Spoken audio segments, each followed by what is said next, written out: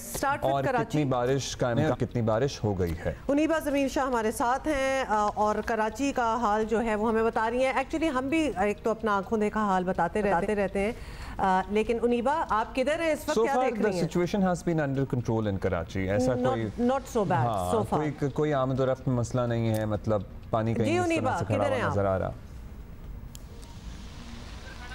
जी हाँ, ये मलिर हॉल्ट से मलिर कैंट को जाने वाला रास्ता यहाँ इस वक्त हम मौजूद है। आप देख सकते हैं कि सिचुएशन काफ़ी साफ़ है, यहाँ पे ऐसा कोई पानी जमा हुआ नहीं है, ट्रैफिक की रवानी भी बेहतर है। लेकिन अब तक जो बारिशों की प्रेडिक्शन की गई थी वो उस तरह की बारिश हुई नहीं है। कहा गया था कि काफ़ी तेज़ मूसलाधार बारिश होगी, चंद इलाकों में तेज़ बारिश हुई है। कल से अब तक जो गुलशन हदीद है वहाँ पर 62 मिलीमीटर तक बारिश हो चुकी है, जबकि बिन कासिम का जो इलाका है वहाँ पर 44 मिलीमीटर तक बारिश हो चुकी है। बाकी इलाकों में अभी मुतदिल शिद्दत की और कहीं हल्की शिद्दत की बारिश रात से वक्फे से जारी है। सिस्टम का जो मरकज़ है जो डीप डिप्रेशन की सूरत में इस वक्त नंगर पाकर के करीब मौजूद है, यानी वो सिंध में दाखिल हो रहा है। कहा जा रहा है कि कराची के जुनूब में बहर अरब में आएगा, यानी मदीन और कराची के करीब रहेगा। जैसे ये सिस्टम का मरकज़ बहर अरब में आता है तो कराची में और सिंध के दीगर अजला में तेज़ बारिशों की पेशेनगोई की गई है। कराची में कहा गया है कि इस पूरे स्पेल के दौरान जो 31 अगस्त तक प्रेडिक्शन है, इस दौरान तकरीबन 100 से 200 मिलीमीटर तक बारिश हो सकती है या इससे ज़ायद भी हो सकती है। और अगर ये जो डीप डिप्रेशन है अपनी इंटेंसिटी बरकरार रखता है और अगर ये रुक जाता है एक जगह, वैसे तो नॉर्मल होता है कि जब ये इस तरह का कोई भी सिस्टम आता है तो वो मगरिब की जानिब बढ़ता है, बलूचिस्तान की जानिब बढ़ता है।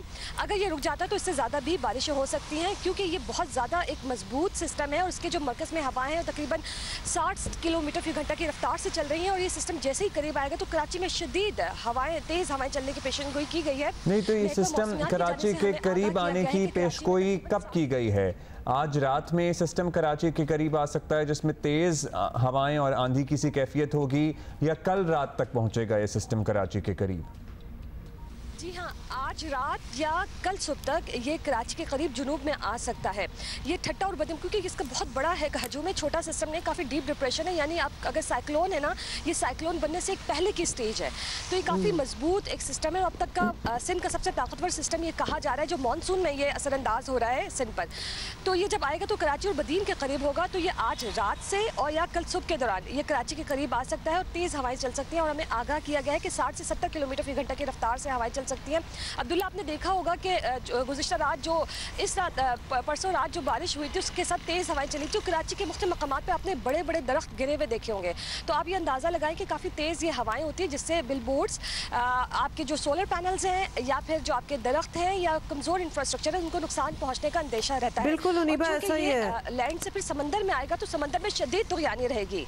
बिल्कुल, और ये वार्निंग्स जो हैं हम ख़ासतौर पे इधर जो रहते हैं लोग, हम उनको भी देते रहते हैं कि प्लीज़, ये हमें तो बड़ा अच्छा लग रहा है मौसम और बारिश बड़ी कभी कभी होती है कराची में, लेकिन this is not the time to go to the beach. ख़ास तौर पे समुंदर की तरफ तो रुख बिल्कुल ना करें।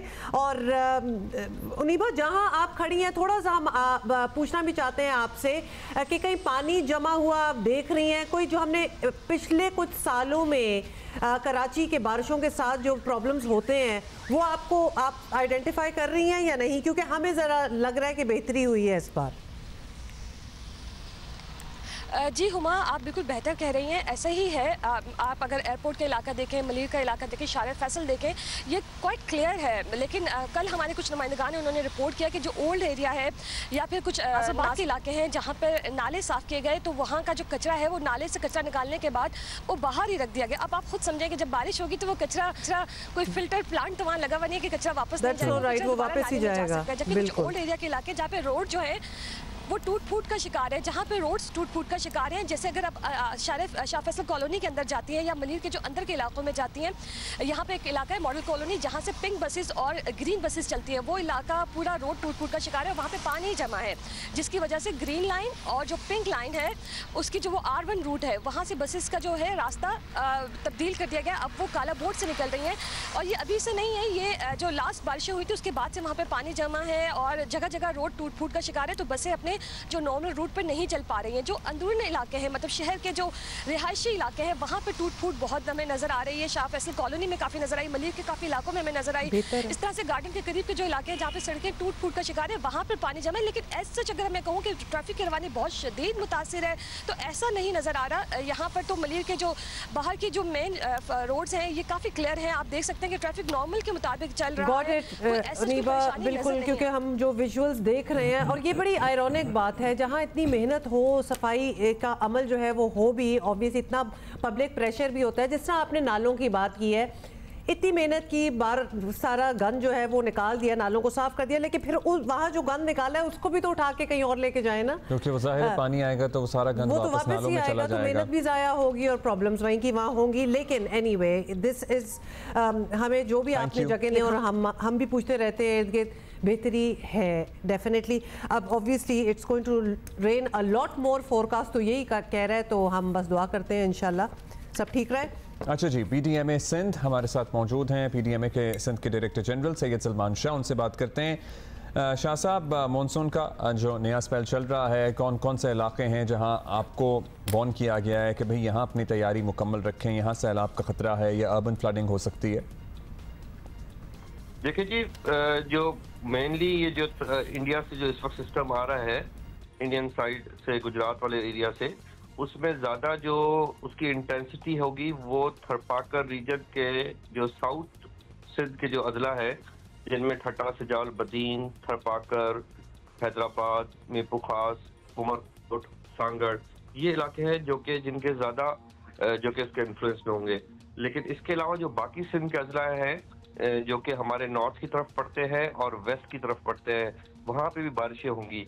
तो यहाँ पे एक्सट्रीम रेनफॉल तक का हो सकता है और वहाँ पे हैवी रेनफॉल, ये टर्मिनोलॉजीज यूज होती है उसको क्वांटिफाई करने के लिए। तो तकरीबन पूरा सिंध है जो कि मुतासर हो सकता है।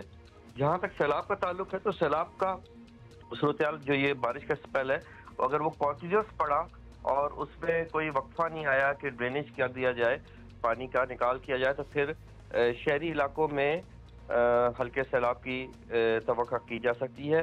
और इसके अलावा जो हमारा खुजदार रीजन के साथ, जो खीथर रेंज के साथ जो 3 अजला है, वहाँ पे भी फ्लैश फ्लड का खतरा हो सकता है। राइट। अच्छा, ये भी बताएं कि सिंध के जिन इलाकों में सैलाब और नुकसानात का खदशा है, वहाँ हुकाम की क्या तैयारी होनी चाहिए ताकि हम एक कंपैरिजन कर सकें, और आवाम को क्या एहतियात करना होगा? जब से ये वार्निंग आई है तो चीफ मिनिस्टर साहब ने संडे वाले दिन इसकी मीटिंग कॉल की थी। तमाम कमिश्नर्स को ऑनलाइन लिया गया था और जो भी रेलेवेंट महकमे हैं जिसमें लोकल गवर्नमेंट, इरिगेशन वगैरह शामिल है, हेल्थ, वो सारे के सारे उस मीटिंग में मौजूद थे। तो जो तैयारियां हैं उनको दोबारा रिव्यू किया गया था और जिन जिन जगहों पे अभी कमी बेशी है, तो जो 2-3 दिन में जो आखिरी मोमेंट पे जो प्रिपरेटरी काम होते हैं, उन कामों को जो है उसका जायजा लिया गया था। तो तैयारी तो पूरी की है।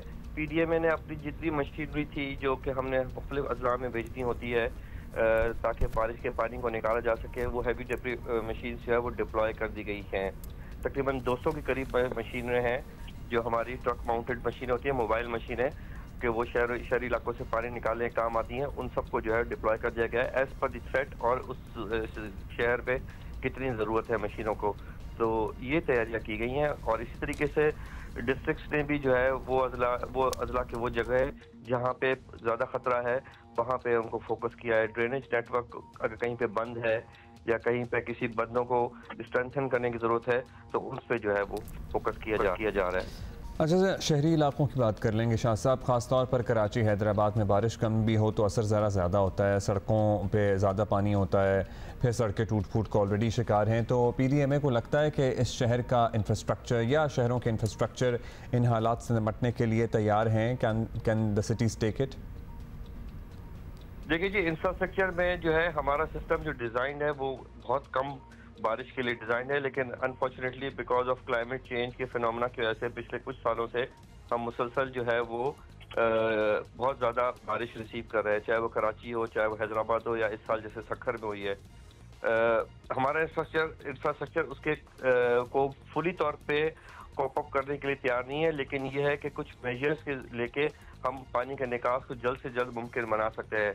जिसमें ये जैसे मैंने आपको बताया कि वो चोकिंग पॉइंट्स जो कि बंद होते हैं अमूमन जहाँ पे पानी खड़ा होता है, तो उनको एड्रेस करके उनकी सफाई करके और वहाँ पे और वो जगह जहाँ पे डिप्रेशंस हैं वहाँ पे मशीनें लगा दी जाती है, या वो जगह जो कि हिस्टोरिकली हर बारिश में जो है डूबती है, वहाँ पे पानी का निकास का इंतजाम परमानेंटली सही नहीं हो सकता, तो वहाँ पे मशीनें लगाई जाती है। आवाम को तकलीफ होगी 2, 4, 6 घंटे के लिए जितनी देर तक पानी खड़ा रहेगा, लेकिन इंतजामिया की फुल कोशिश ये है कि किसी भी तरीके से जल्द पानी को निकाल के और आवाम को कम से कम तकलीफ हो।